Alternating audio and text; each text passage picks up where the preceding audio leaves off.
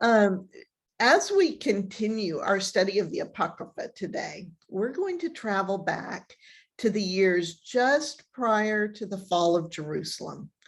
The Assyrians conquered the northern kingdom of Israel about 150 years ago, and the Assyrians themselves have now been conquered by the Babylonians. The Babylonians, who are the world power in this story, are governed by, obviously, King Nebuchadnezzar, and they, at this moment, are waging war on the southern kingdom of Judah. Israel is gone, got southern kingdom, Nebuchadnezzar attacking. Y'all should recognize this time frame. Nebuchadnezzar has already taken several large waves of exiles, and Daniel and Ezekiel have already been deported to Babylon. So it's only a matter of time before Judah and Jerusalem are utterly destroyed. Zedekiah, the last king of Judah, sits on a tenuous throne. The book of Judith itself is set just before the fall of Jerusalem, but it wasn't written until much later, sometime around 125 BCE. We think it was probably originally written in Hebrew, but only Greek manuscripts of it have survived.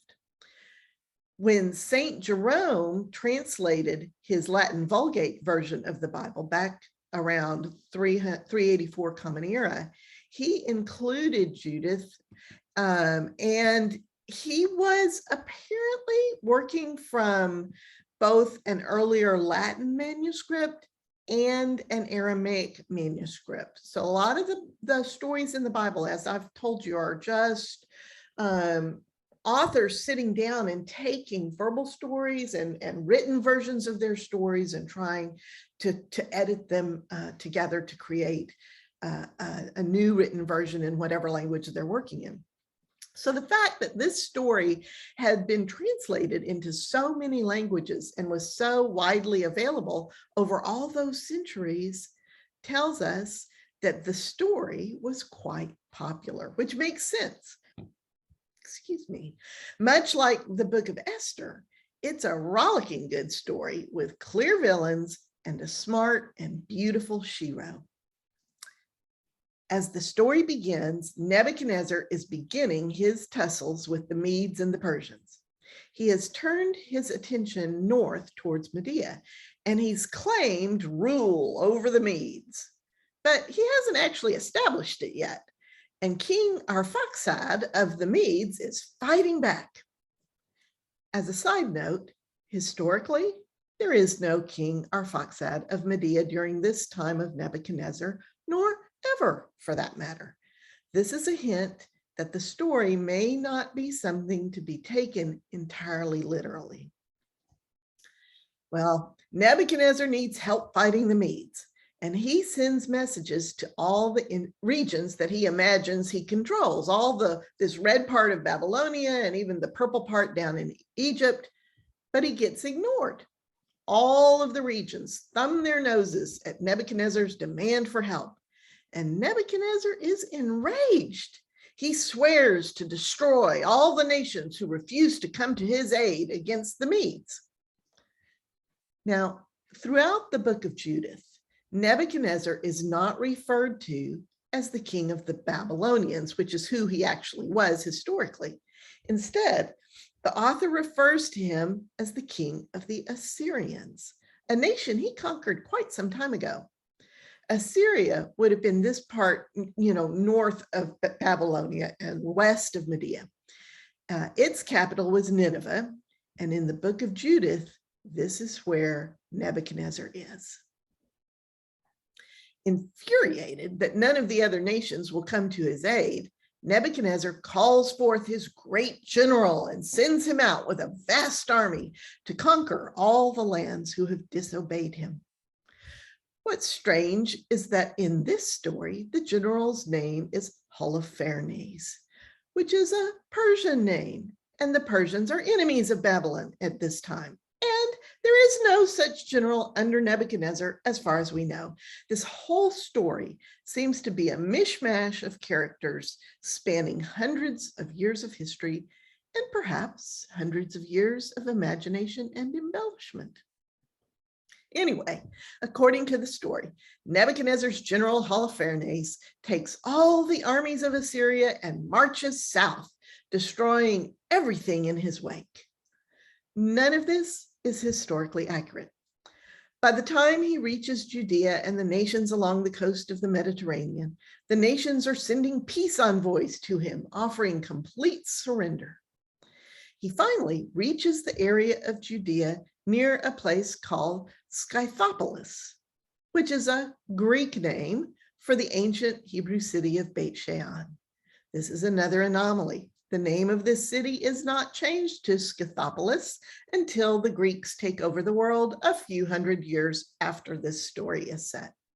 It's yet another hint that this story is a mashup that was written hundreds of years after the events it recounts. Holofernes pauses near here for a month to regroup and prepare to move southward towards Jerusalem. There's a bizarre verse in chapter 4 saying that the people of Judea had recently come back from captivity, which makes no historical sense whatsoever. They were not coming back to captivity during the reign of Zedekiah. But if you skip that weirdness, the point of the story is that everyone in Jerusalem is scared to death. The high priest in Jerusalem, a man named Joachim, sends urgent word to those living near the plain of Esdraelon.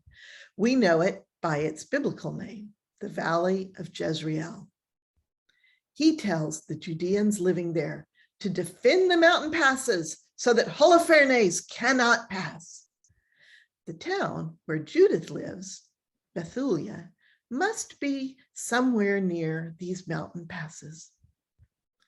And everyone in Israel puts on sackcloth and ashes and prays and fasts for deliverance from this terrible threat. Chapter 4, verse 10 is the second place in the Bible we've seen a reference to even the animals wearing sackcloth. We saw that back in the Jonah story too, remember? They even, here in this story of Judith, they even put sackcloth around the altar in the temple in Jerusalem. Well, General Holofernes hears that the people of Judea have fortified against him, and he reaches out to the nations surrounding them, Moab, Ammon, the nations along the coast, and asks them how strong these Judeans actually are. As a side note, Holofernes has a crown in some of the illustrations here, but he was not a king. He is Nebuchadnezzar's Assyrian general in this story. The leader of Ammon, just across the Jordan, is a man named Achior. Achior tells Holofernes the story of Israel from the time when Abram left Ur of the Chaldees and on through the captivity in Egypt, the miracles of the plagues, the parting of the Red Sea, and how they took the land of Canaan. He tells Holofernes that as long as these Judeans obey their God, they prosper. But whenever they do not, they are defeated in battle and taken captive. It's a pretty astounding summary of the entire history of Israel in a few short verses in chapter 5. Achior continues, we need to figure out if they're being faithful to their God.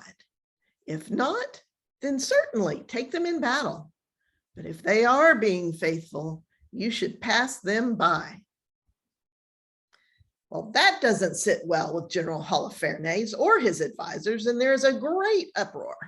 Holofernes says, there is no God but Nebuchadnezzar. We have no fear of the God of Israel. You have given false counsel, and when we are through destroying Israel, we will return and destroy you Ammonites as well.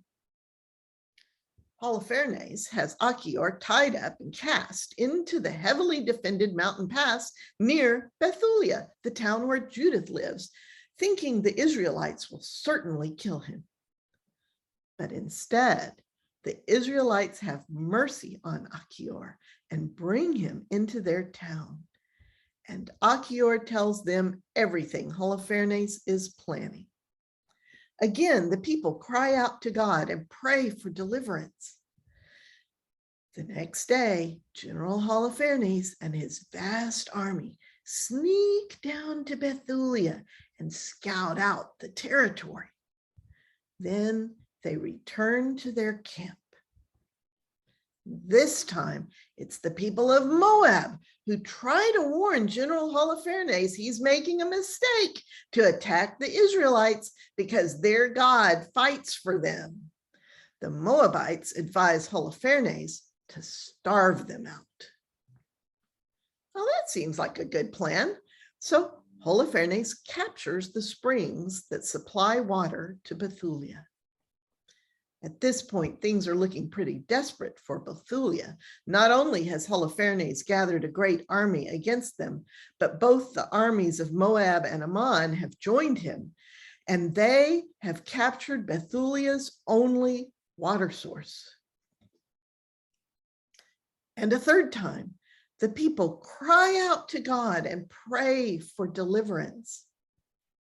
They are able to hold out for 34 days. But eventually, every drop of water they've stored runs out.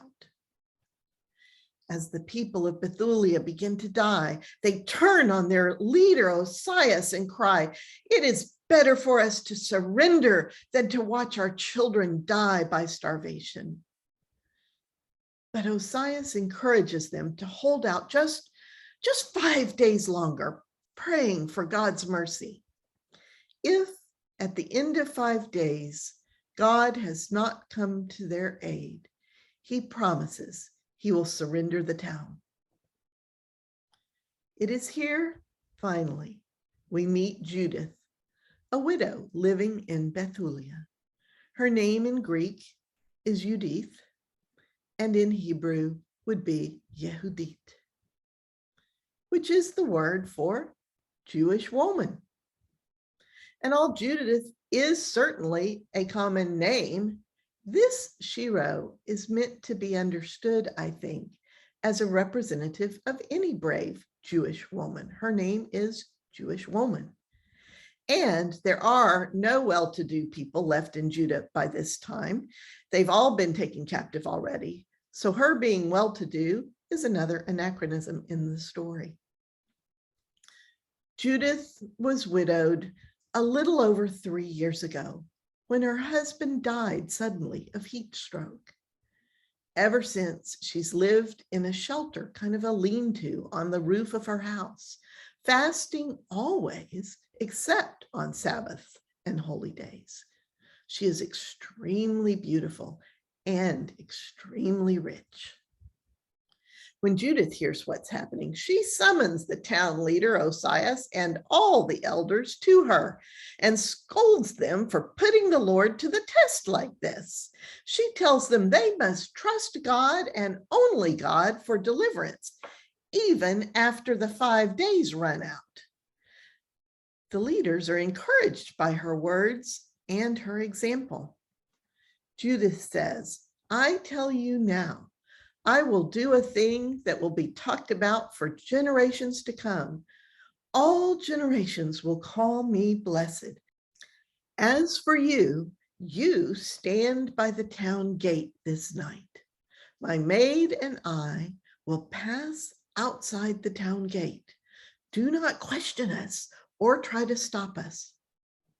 And the town leader, Osias, says, "Go in peace, and may God go with you to defeat our enemies." Judith spends the rest of the day in prayer, reminding the Lord of all the injustices the people have endured under Assyrian rule, and asking God to help her deceive General Holofernes and to break the pride of the Assyrians by the hand of a woman. All this is in chapter 9. I think it's interesting that Judith is asking God to participate in a lie and a deception. I can't remember anywhere else in scripture that happened. When we do our discussion groups, let me know if you think of a place. Even Jacob with his shenanigans with the spotted sheep, and Abram with his deceits with the pharaohs, and and Sarah being his sister, they did not enlist God in their lies and deceptions. This is the first time, I think, the first time I've seen this. Anyway, with that prayer, Judith goes downstairs into her home, calls her maid, and puts on fine lotions. She dresses with care, putting on fine clothing and jewelry and arranging her hair. She's quite literally dressed to kill. She puts some wine and oil and food in a bag, and then she and her maid go down to the city gates. There, the city leaders bless her and open the gates for her, and Judith and her maid walk directly towards the Assyrian camp. When she reaches the edge of the valley, the soldiers on watch stop her and ask her what her business is.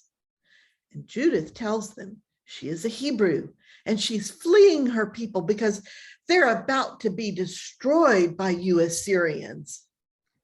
She offers to show General Holofernes a way to defeat the Hebrews without losing a single one of his troops. And because Judith is very beautiful and very convincing, the soldiers believe her. They give her an escort of 100 men, and they take her to the tent of General Holofernes. And of course, rumors run through the camp ahead of Judith and her escort. When Judith arrives at General Holofernes' tent, he is resting on his sumptuous couch with all kinds of luxuries around him. Judith is brought into his tent, and everyone marvels at her beauty. And Holofernes says, "Do not be afraid. I have never hurt anyone who willingly surrendered to Nebuchadnezzar. You are safe with me." And Judith begins her plan of deceit, saying, "I promise not to lie to you if you will do everything I say. You will achieve your purpose, for you are very great and wise, and Nebuchadnezzar has only sent you for our own good." She really lays it on thick, and General Holofernes laps up every word. Then she says, "Remember Achior of Ammon, who told you about how our God protects us when we are faithful to him, but that if we wander away from our God, we will fall at the hands of our enemies? You had Achior tied up and thrown to us, and he told us everything he had told you. And everything he told you is absolutely true. But never fear, General Holofernes, for these Hebrews will sin against their God. They have run out of food. They are starving, and they will soon begin to eat all the unclean things their God has forbidden them to eat. Then they will eat all the grain they're supposed to tithe to their God and contribute to his priests. These are things they're not supposed to even touch. And when they do that, my general, on that day, they will be destroyed. I alone worship God truly, and I will know when the day arrives that they have sinned against my God. That is why I have fled to you. I will tell you when the time is right to go forth with your army and take them." Now, if General Holofernes had any idea who our God is, he would know that Judith is lying through her teeth, because our God would never want us to starve to death while there is grain in the temple. When Jesus' disciples get hungry in the New Testament, he defends them picking food to eat on the Sabbath, saying people were not made for the Sabbath, but Sabbath was made for the people. But General Holofernes does not know our God. He is completely taken in by Judith's words. General Holofernes and all those with him see how beautiful and wise Judith is. And he says to her, if you will do as you say, then your God will be my God, and you will dwell in the house of King Nebuchadnezzar and be famous through all the land. And General Holofernes orders that a feast be laid for Judith. But she demurs and says she must only eat what is acceptable to her God. She says, I have brought provisions with me. And Holofernes protests, but what if you run out? And Judith says, do not worry about me. What I have brought will be sufficient. And so Judith and her maid are taken to their tent to sleep. Early the next morning, Judith petitions General Holofernes to allow her and her maid to go outside the camp to pray each evening. And Holofernes instructs his guard to allow them to do this.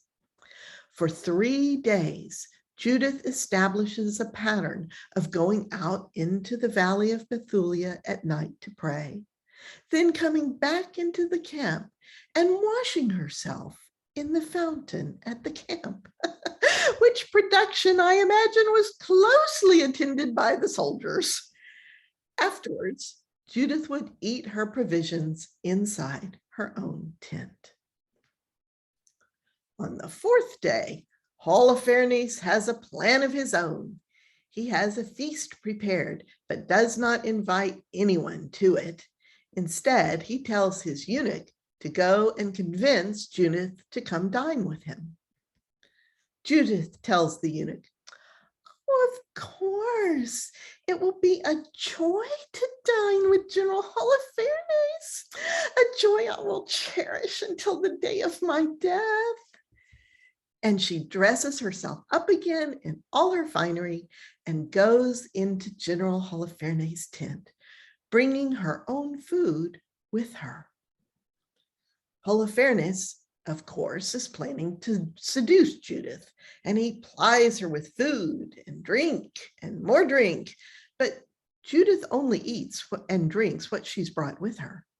By the time evening falls, General Holofernes has drunk more than he's ever drunk in his whole life. The eunuch, knowing what Holofernes has in mind, shoos all the servants out of the tent and shuts the door, leaving Judith alone with the drunken and lecherous general.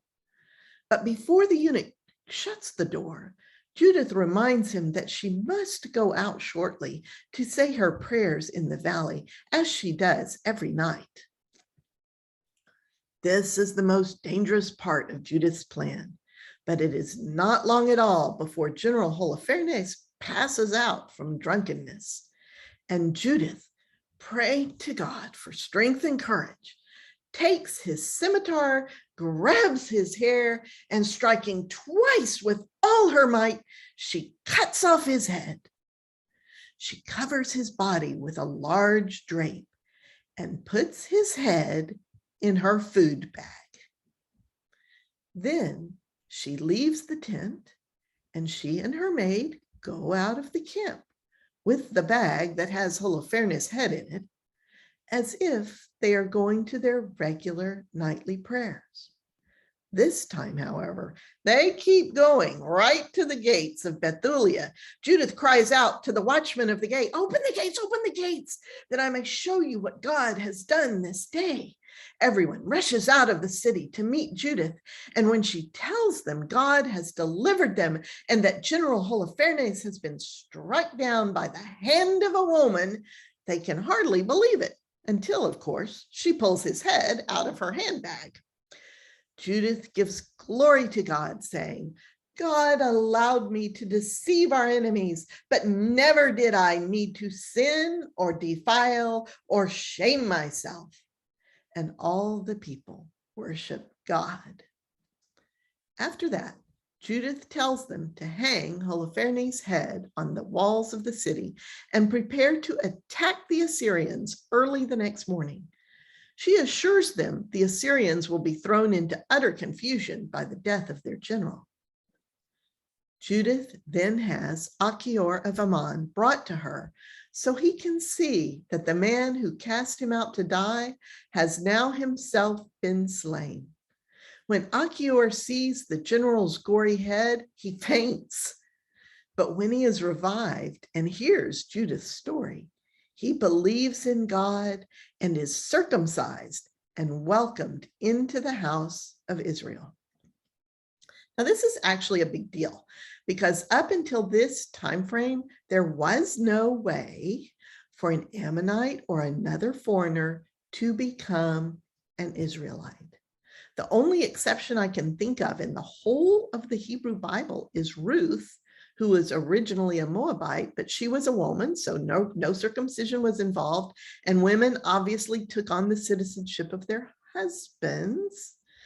So this whole concept of conversion to Judaism and by becoming circumcised and choosing to be a Jew, and then being accepted as an Israelite by the Jews, is a brand new thing that has its roots right here in the intertestamental period when this book was actually written. And so the story ends just as Judith predicts.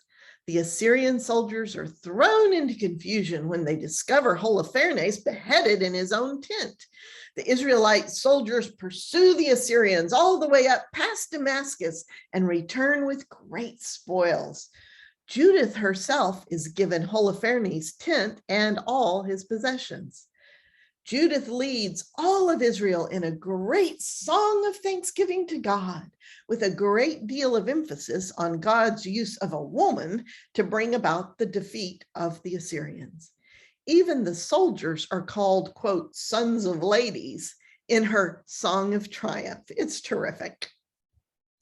Israel celebrates and worships God for 3 months. Judith returns to her own home where she never remarries. She eventually frees her maid, and she herself lives to the ripe old age of 105 and then dies.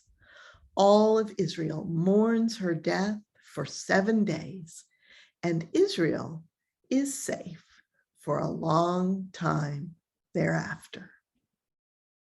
So there's some tricky things in this story, aren't there? We'll ponder some of them in our breakout session today. That story is a hoot.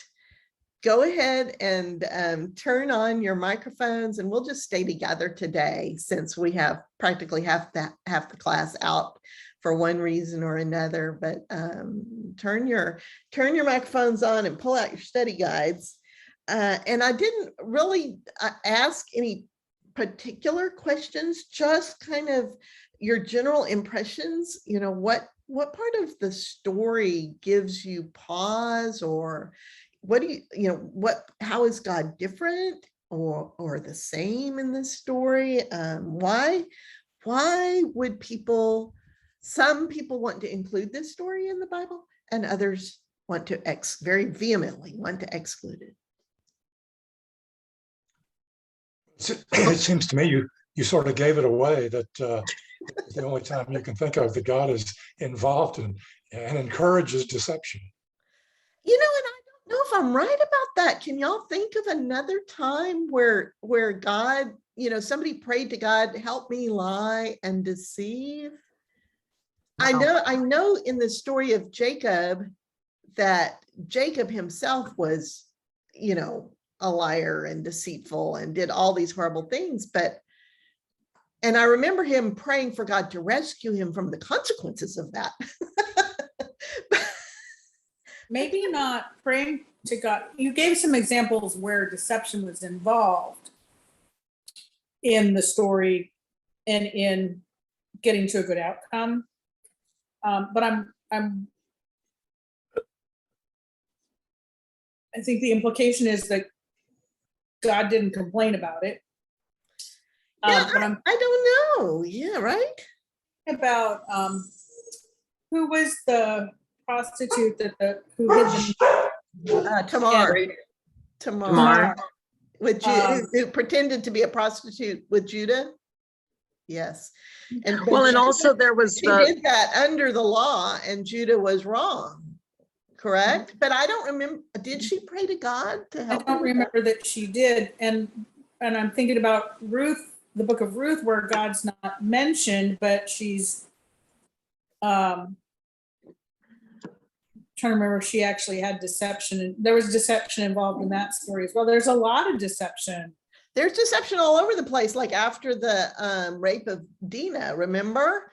When her brothers deceived the men of Shechem and pretended they were going to be friends, and then they, slaughtered them all on day 3 after they'd all been circumcised and they were in pain and couldn't move, but none of it. And then that ended up with, terrible consequences. There's, like you said, there's tons of deception. I just can't think of. Yes. Was there in the story of I think it was Rahab, who, who, yes, in Jericho. No, then that's not who it is. The woman who was married to, I think it was Jacob's sons. She married one son, and he died, and then the second son had to marry her, and he refused to give her a child, and he died. So it was up to the father-in-law to marry her, and then she went through this whole elaborate thing of posing as a prostitute, and then coming back and proving. Was there a prayer in there at some point of asking God to help her? I think I don't remember God being asked to help with the prostitute deception, Just because it wasn't recorded doesn't mean it didn't happen. Exactly. That's exactly right. And look who's writing the stories. They're trying to put God in the best possible light. And so I'm so glad you said that, Shirley, because that's the point. Just because we don't see it in the stories doesn't mean people haven't been praying all along for God to help them in their lies and deception, right? So it comes down to this idea that the Bible is written by human beings in all their dirt, and God responds to us in all our dirt, and sometimes we get rescued from the consequences of our actions, and sometimes we don't. And God, I don't know, what do y'all think? Gail, this is a little off, but it puts something I did yesterday in a new light, which I already felt bad about, but now I feel really bad about. And that was, I had to be somewhere by 11:30 or they were going to lock the doors, and I would have to wait until 1 o'clock. And I was wearing shorts and a wrinkled shirt, so I didn't want to go to the office and kill an hour and a half. So the whole way there, I was praying, God, help me with the lights, with the traffic. Help me make it on time. So I parked my car, I grabbed my mask and phone, and I run into the building, get upstairs, and as I'm getting my little golf pencil, somebody comes out the door, the locked door. So I sneak in, it's 11:34. And I went over to the sheet to sign up for my shots, and I put down 11:30, knowing they wouldn't give it to me at 11:34. And it was 11:34 because there's a big clock right next to the sign. And I went, it's a little lie. It'll be okay. And then I sat down and they ignored me until 11:42 when a new person came out and they gave me my shot. And I was able to get home and then get back to work and not waste an hour and a half of time. And the whole time I felt miserable about that 4-minute lie. And now I don't feel any better because I literally prayed for this. And he did bless me and I thanked him. But then I acted in a less than stellar manner on my own character. Does that make sense? No, that makes no sense whatsoever. Don't think about it twice. I did feel bad about it. It did make me feel bad about my character. I know. And it's the principle of the thing, not the minuteness of the deed. If God I has had already asked forgiven for you. help, I'd have been okay with it, but I did ask for help. Did you hear Woody? Woody made a good point. Say it again, God Woody. has already forgiven you. That's true. You know, I think that so many of us were raised in churches where we were told even a little white lie is an abomination to God. Yep. You know, even if you say something out of kindness, that's a sin. And I think, you know, fudging 4 minutes to get a shot, I would have done that and it never would have bothered my The conscience. ends justifies the means. Julia's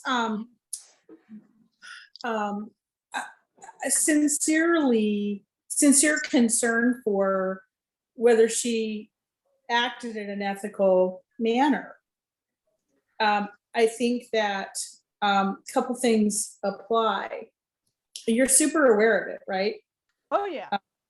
And I think that an examination of conscience and an act of contrition are there for a reason, which is, and at the end of the act of contrition that I was taught when I, in my Catholic youth, it is to avoid the nearest temptation of sin. That's one of the things that you pray for, right? Is make the future different.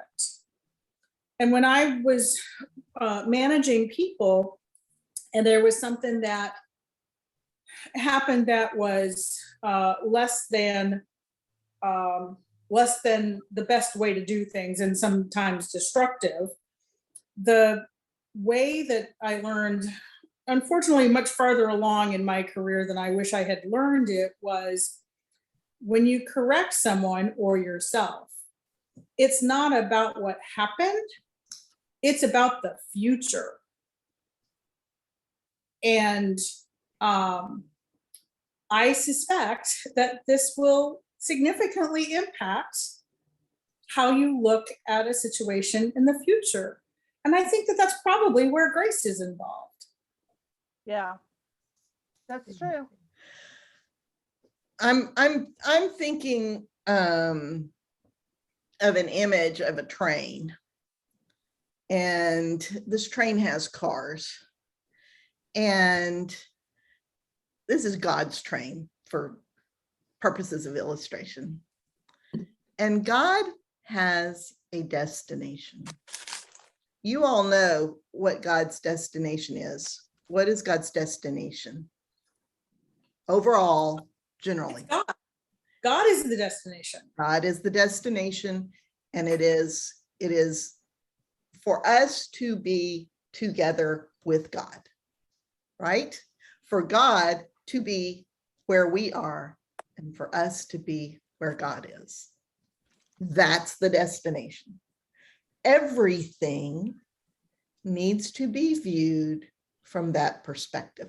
Absolutely everything in our lives, everything in the Bible. All right. And what we need to do is decouple some of these cars because God is not responding to the minutia of our sin, all right, to the minutia of our humanity. God is not derailed by impure prayers, right? Like Judith's. God is not derailed by our failures. God is not even derailed by us wanting to go this other direction, okay? We can choose to decouple ourselves and go another direction, all right? God never forgets where we went. He remembers that sighting, okay? And will come and get us. Gail, But what God responds to is us, our actual spirit, our being, who we are and who we are created to be. That is what God cares about. And yes, we screw up and we need to do better and all of that. And God will help us with all of that. That's why we study these things. That's why we think, that's why God said, keep thinking about the things I told you, write it on your forehead, put it on a sticky note on your mirror so that you see it every day. All right. Keep thinking about these things of God. But in the end, God is going to get to the destination where we will be with God and God will be with us. And so we cannot take these individual instances flying past our windows and say, oh, God blessed me because I did XYZ, or I prayed XYZ, or, oh, God, is mad at me because this bad thing happened to me. Somehow we have to decouple that part of the train that we're dragging along behind us, because we're getting to a part of the Bible where that theology of God punishing us, if something bad is because it's God punishing us, and if it's something good, it's because God is blessing us. That theology is about to bear big fruit. It's going to get really attractive to the Jews. All right. And you can see it all throughout the writings of the Hebrew Bible. We've been fighting that worldview all along. I want us to take this story and realize how important it is to decouple these external things that are happening to us from, quote, God being angry with us or God being pleased with us. What God said was, if you come with me, there is blessing. If you don't come with me, there is death. That is bigger picture stuff. Does that make sense? Shirley, and what did you have, hon? Oh, I'm getting excited here listening to you. Little things. Those of us who were raised in the fundamentalist background were trained to look at minutia. The little things mattered. Right. Little things, they made mountains out of molehills, is what I'm saying. But right. We were taught you're a thief if you take a dime as much as if you take $100, Right. Little things matter. And though for the most part, I kind of still cling to that. I won't steal a dime because I'm still a thief if I take a dime. But yet I've been known to, oh, I got 2 sodas out of the machine instead of 1. Cool. God bless me. So, we do those things, we do those things. And because of our fundamentalists, those of us who are, who were brought up Baptist or, in the fundamentalist background, we look at those little things and we blow them out of proportion. And I think God is a God of little things. God does take care of the little things, but he also told us not to worry about those little things. And I think sometimes we human beings tend to put the emphasis on the wrong syllable. and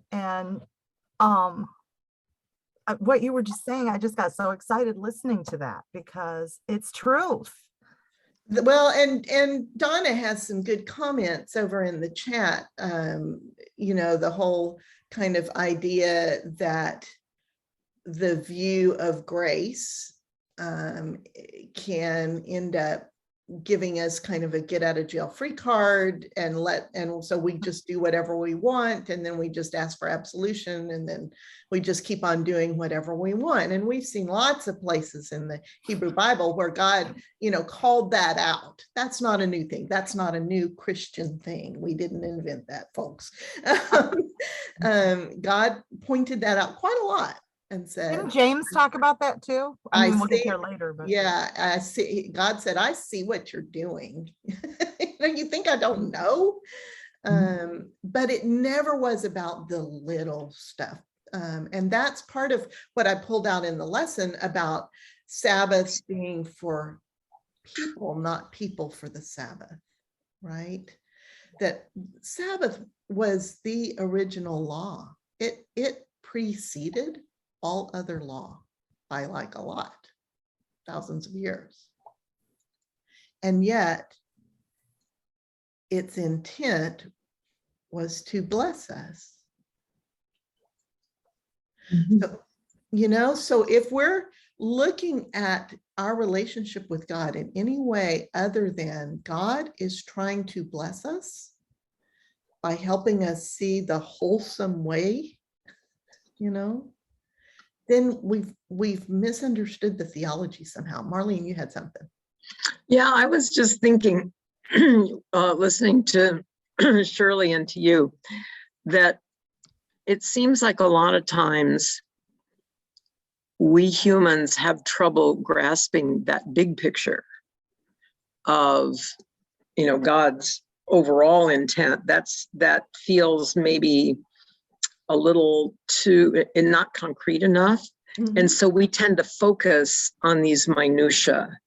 Not everybody is going to go out and rob a bank, but we all have probably, seen somebody drop $1 on the floor and didn't mention it to them and then took it ourselves, or got that extra can of Coke or whatever it was. And so somewhere along the way, that became equated with something that would as you said, derail us from the ultimate goal of God's relationship to humanity. And we focus on these little teeny tiny things and say, this one little thing is going to damn you if you don't fully confess. And, and I, maybe because it's easier for us to understand these little things than a big concept. Does that make sense? Maybe, but I'm thinking, I think what I'm not saying that it doesn't matter what we do. I'm not saying that God doesn't care what we do. So in your example of the $1 dropped on the floor, I think that God's response would be, when you picked it up and you knew you were doing wrong, would be, you knew you were doing wrong. What is this saying about your heart? I think it builds character for you when you have to examine yourself in those ways. Mm-hmm. And Because it was a big deal. It doesn't mean it was the $1 was a big deal or the 4 minutes was a big deal. What matters is that conversation with God. Yeah. And that's what I guess I didn't make my point clearly. What I'm saying is that yes, it's a matter of self-examination and saying, oh, okay, so yeah, I need to change that whatever it was in me that made me do that. Right. But that one little act is not going to throw us out of heaven. Exactly. But many of us were raised in that kind of an environment that yes, that even the thought could exclude us. Yes. There was a great deal of measurement in many of our concept of God, right? That we were constantly being measured against an impossible ideal, and that the only way we could overcome that measurement was because Jesus was gonna, had saved us. and that anybody who hadn't been saved by Jesus was going to fall short of this mantle. I also think that in some way, I know the way God has it, you know, you feel bad about it, then you talk to God, because that's what he wants, is you talking to him. But I also think the other thing is that our churches have taught people that you have to follow their rules to be able to get into heaven. And I think that's kind of where people get off track, as to what God is actually saying. Is that, yeah, talk to me about it. You don't have to worry about it because we're talking, but you have to, but with the way churches make people feel, is it's like any little tiny slip up, you're never going to see heaven. Or if somebody does a huge slip up, they're never going to see heaven. But I don't think God sees those as different. Yes, Julia. Okay, these are great points, but I'd like to pivot because I had one thought, only one thought on question 2. All right. I wanted to share it because I had a thought. All right. In what ways is it similar to other stories in the Bible? The only thing I could think of was Samson and Delilah. There was deceit there, and the roles are reversed, but it was a woman bringing down the hero. Yeah, and it also reminds me of the story of Jael in the tent, right? Remember her driving the tent peg through the temple of Oh the yeah, that Remember nice that one? wondrous one. Yeah. With all due respect to Woody, one more time, women busting the patriarchy and not getting credit for it in modern day Christianity. Just saying. I loved Judith's song and calling the soldiers sons of ladies. Cracked me up.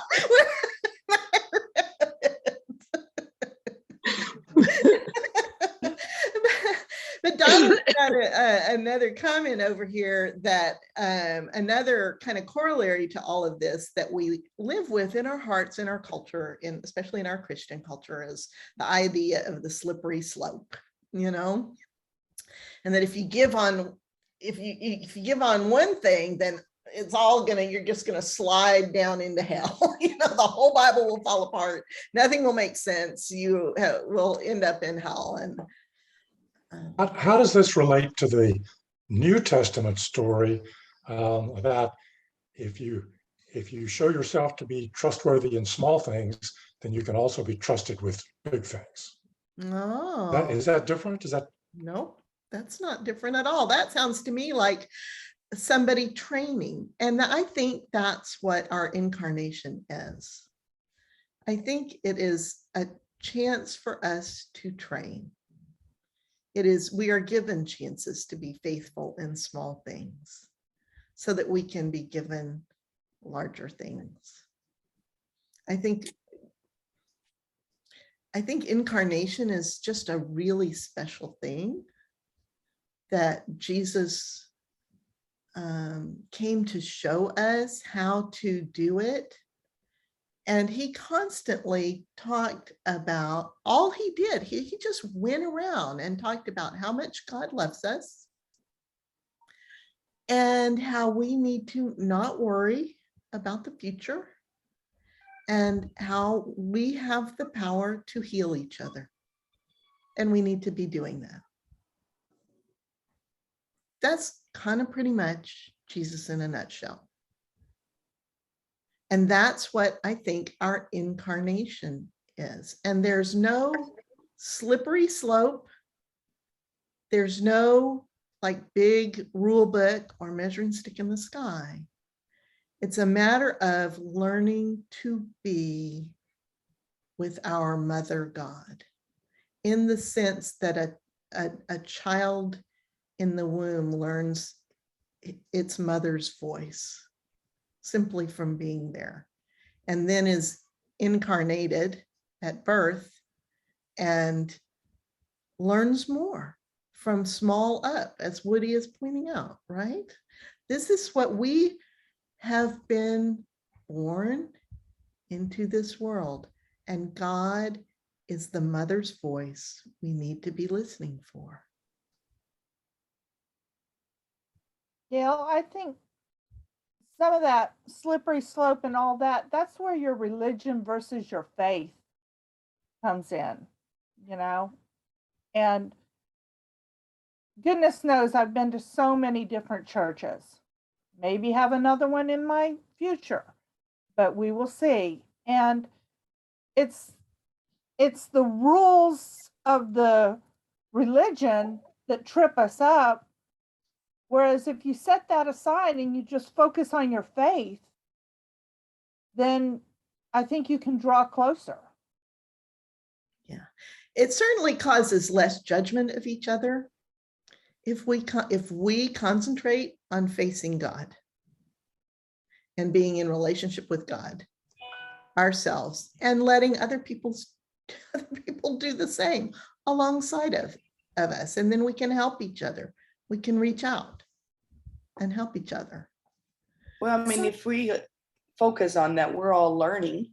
You know, if we are in this journey of learning, it leads back to the theme of the Old Testament has been humility. So if we can all approach it as we're all learners, then we are, like you said, not expecting others to be where we're at. We can just all respect that we are in this unique journey of growing and becoming more humble. I don't know. Yes, because becoming more humble is growing. I think Erica, it's hard to get out of our own way on that because of that Erica. judgment thing. Sorry, Marlene. Oh, that's okay. I was just going to comment on Erica's use of language there that really struck me. We are all learners as opposed to we are all sinners.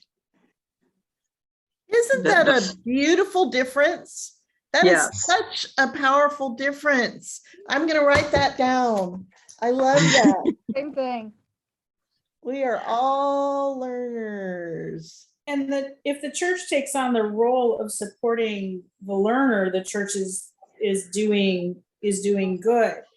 That when a church is focused on minutia, then I think that's a dangerous position relative to Jesus is the way, the truth, and life. We're going to arbitrate that. And I think that has caused a lot of problems on an individual level and in much larger and larger and larger social systems. Yes. And so I want to think about this in the context. I don't want to talk politics. I don't want to talk policies. I just want to have us hold these ideas, these big ideas, that whole statement, we are all learners instead of we are all sinners, is so life-giving to me. It's kind of like the church just kind of like Martha is talking about, just starts to bubble up out of that, you know, of all the life-giving that we can do and that we are and that we can be. And I want to put that firmly in the perspective of the times we're living in.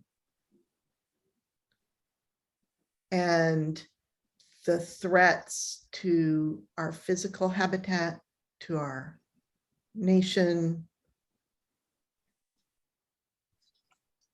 and to the idea of this. I want this to help us each find a safe place to stand in the middle of all this,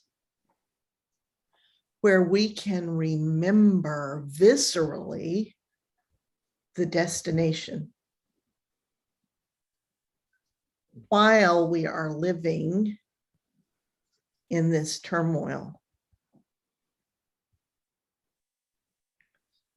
this is important, and it has to be, we are talking about understanding things that are the biggest themes in the Bible and that are transcending the individual stories of the individual people and the individual situations. We ourselves are living in a situation that will one day be written down.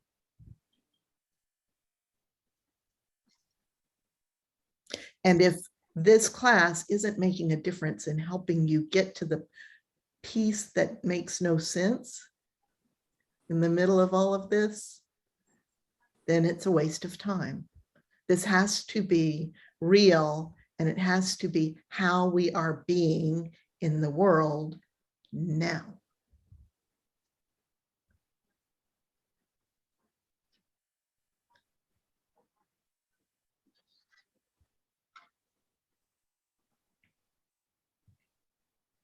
Bless you, gal. That's got to be hard to share. What's hard about it is that these are inarticulatable truths. Mm-hmm.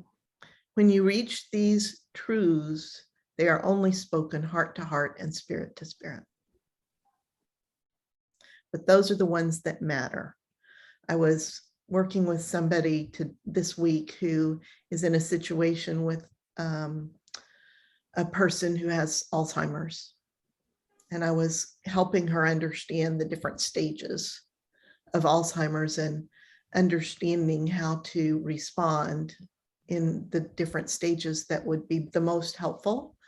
And as a person goes through Alzheimer's, they gradually lose their, logicking ability, right? And they lose their large motor skills, their smaller motor skills. They begin to not be able to speak clearly. And gradually they lose the ability to move or to speak at all, except on rare occasions, usually flashes where someone sings them a song and they can respond to that song. We are all like that at our core. Just because that person has reached that end stage where they cannot move and cannot speak does not mean there is less of a person inside there. And so the messages that I want us to be laying down from these Bible classes are these core heart, soul, spirit truths that will be there when we have nothing else left.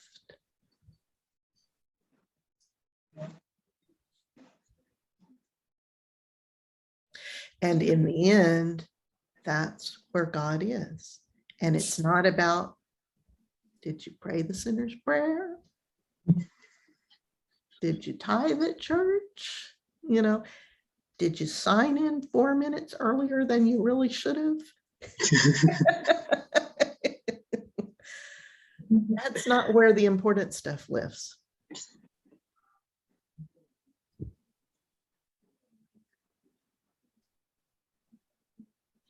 And these are not things I can do. All that this Bible class is a cup for you to swim around in, and find God yourself.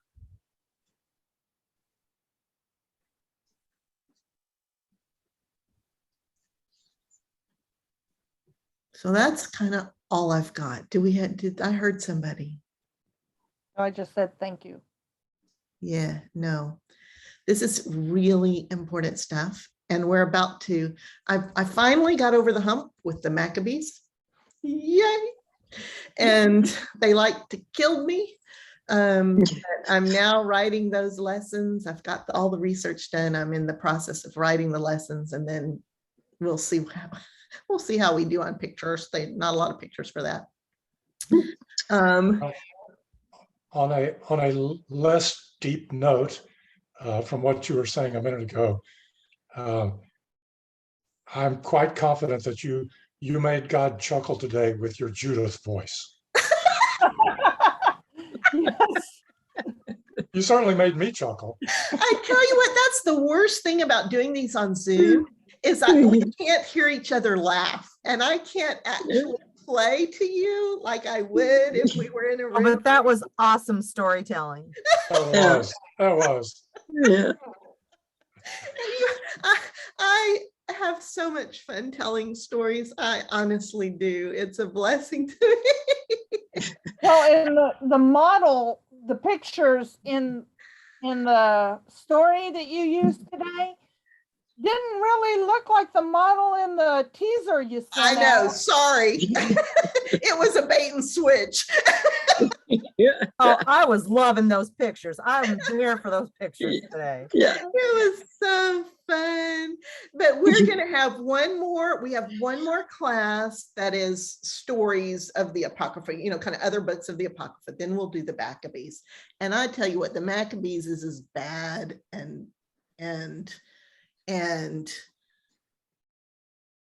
barbaric as the stories from the end of Israel and Judah. So we're just going to have to put our big girl panties on and make it through. You But got that, Woody? Well, no problem. Scott. He's out of here. And Scott, yeah. And Scott too, yes. And but we will, but it's so important. It's such an important part of the history, and it gives us information that will help us understand what Jesus was walking into. So it's totally worth it. And I'm looking forward to doing it with you. Love you all. Thank you. Bye-bye. Bye. And it's Bye.